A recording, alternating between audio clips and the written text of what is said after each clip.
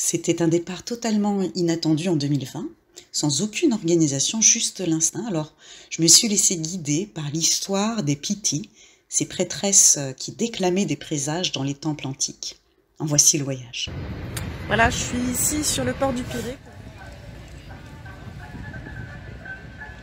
Il y a plus de 2500 ans, au sommet rocheux d'Athènes, le Parthénon, le temple d'Athéna, l'Érecthéion sont bâtis en l'honneur de la fille de Zeus, la déesse de la stratégie, de la cité, de l'architecture, de l'ordre, de la pensée et de la sagesse. Athéna devient l'esprit de l'acropole, un sanctuaire oraculaire visité par tous les peuples. À l'origine des présages ou des oracles, on venait apprendre les projets de Zeus d'après la haute cime des chênes, qui donnait ses présages par les sons, dans le bruissement des feuilles d'un chêne sacré. Outre les arbres prophétiques, on interrogeait les colombes noires qui se nichaient dans les branches. La météorologie impacte directement l'agriculture et donc la vie humaine.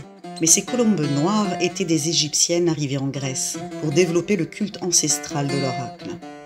C'étaient donc des prêtresses de la grande déesse Dionée, une océanide, mère d'Aphrodite.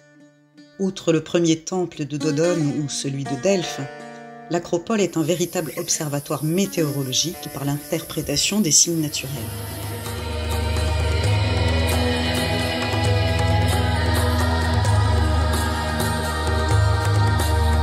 Le temple de l'Érecthéion est le lieu de victoire d'Athéna sur Poséidon. C'est un point géomagnétique extrêmement puissant.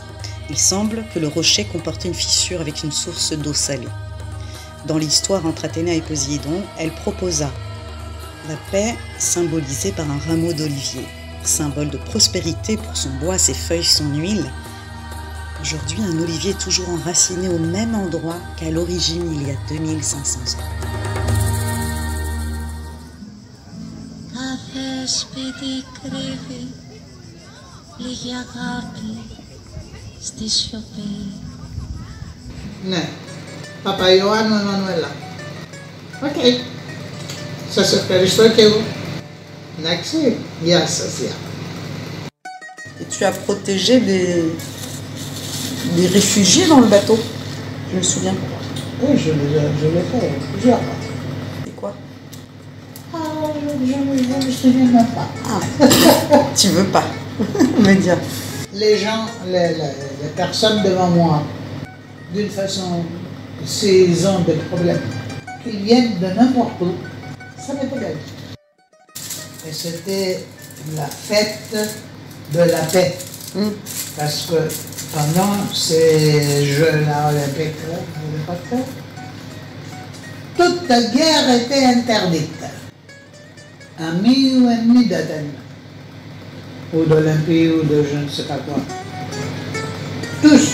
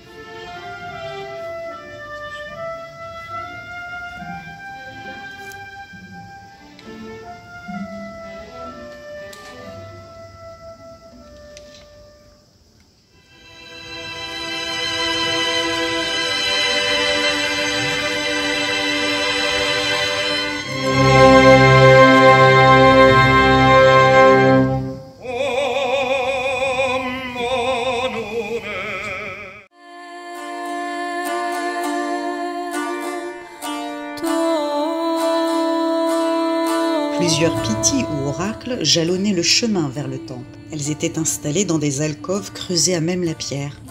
Laissant place à toute une période de présage autour de la nature, l'influence de l'oracle couvre maintenant toute une période politique de l'histoire grecque, laissant d'énigmatiques prophéties s'adapter à toutes les situations en question.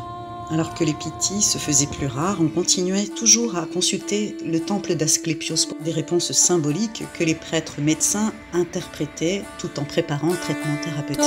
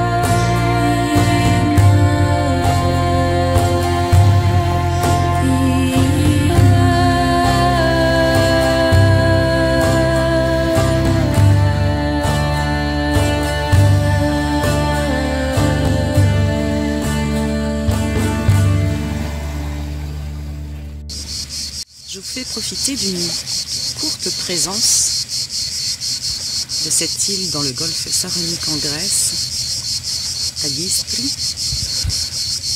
simplement pour que vous receviez les fréquences de ce lieu, voire même de la Grèce, toutes les Cyclades, avec toutes les énergies que comporte ce lieu, la philosophie, tous les dieux et déesses grecs,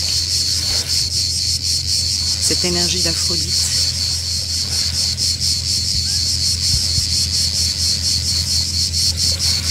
et toutes les autres déesses et dieux comme Apollon, Poséidon.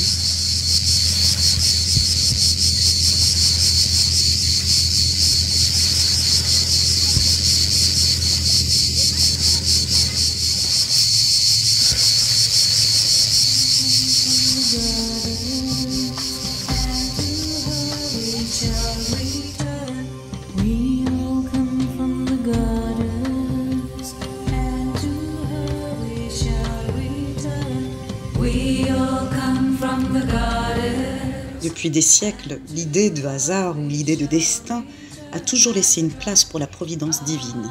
Si les dieux interviennent dans les affaires humaines, il semble naturel de chercher des signes dans les sorts, les prodiges, les bruits de la nature, les imprévus ou les rêves.